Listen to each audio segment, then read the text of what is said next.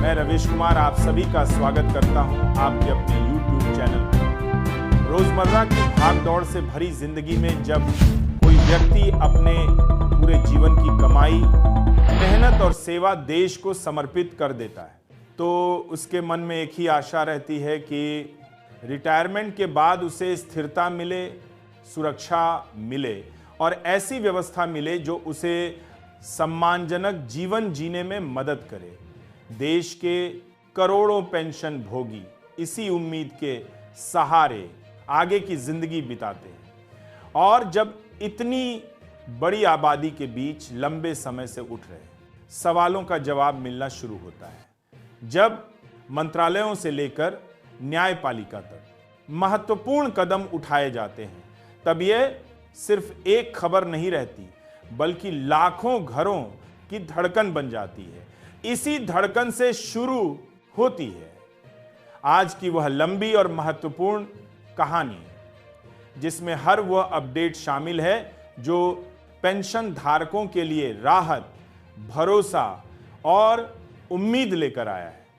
यह कहानी किसी एक फैसले की नहीं बल्कि उन कई निर्णयों की है जो धीरे धीरे पेंशन व्यवस्था को आधुनिक, संवेदनशील और पारदर्शी दिशा में ले जाते हैं, दिखाई देते हैं। सबसे पहले बात उस बदलाव की जिसने लाखों पेंशनरों की चिंता कम की है। कई सालों से रिटायर्ड कर्मचारियों की एक बड़ी शिकायत थी कि रिटायरमेंट के बाद मिलने वाला पहला पेंशन भुगतान समय पर नहीं आता। कई लोगों ने महीनों तक प्रतीक्षा की, कई के घर का बजट अस्त व्यस्त हुआ और कई बुजुर्ग इस तनाव में जीते रहे कि कब तक इंतजार करना पड़ेगा। शिकायतें इतनी बढ़ गईं कि पेंशन मंत्रालय ने इसे गंभीरता से लेते हुए पूरे बैंकिंग सिस्टम को सीधे कटघरे में खड़ा कर दिया। मंत्रालय को यह सुनकर हैरानी हुई कि पेंशन की फाइलें सिर्फ इसीलिए रुकी पड़ी थी क्योंकि बैंक इलेक्ट्रॉनिक पीपीओ आने के बाद भी मैनुअल दस्तावेज का इंतजार करते थे और जब डिजिटल इंडिया का युग चल रहा हो तब सिर्फ एक फाइल की फिजिकल कॉपी के कारण पेंशन रोके रखना मंत्रालय को किसी भी प्रकार से स्वीकार्य नहीं था। इसी के चलते साफ निर्देश जारी किए गए कि इलेक्ट्रॉनिक पीपीओ मिलते ही पेंशन जारी करना अनिवार्य होगा, चाहे बाद में मैनुअल कॉपी आए या ना आए।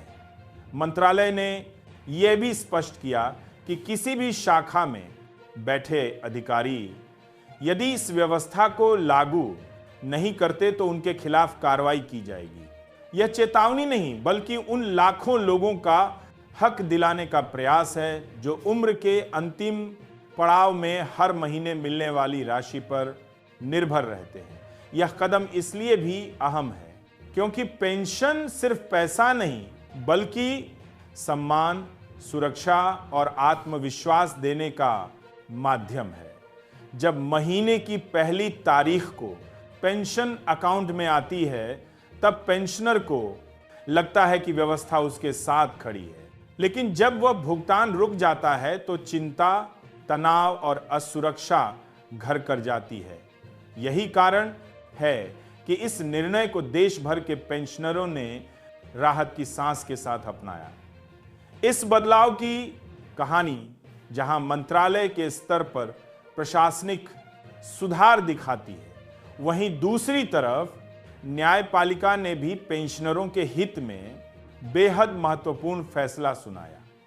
लंबे समय से एक समस्या बनी हुई थी कि रिटायरमेंट के वर्षों बाद विभाग यह कहकर पेंशन में कटौती करने लगता था कि नौकरी के दौरान अधिक भुगतान हो गया था।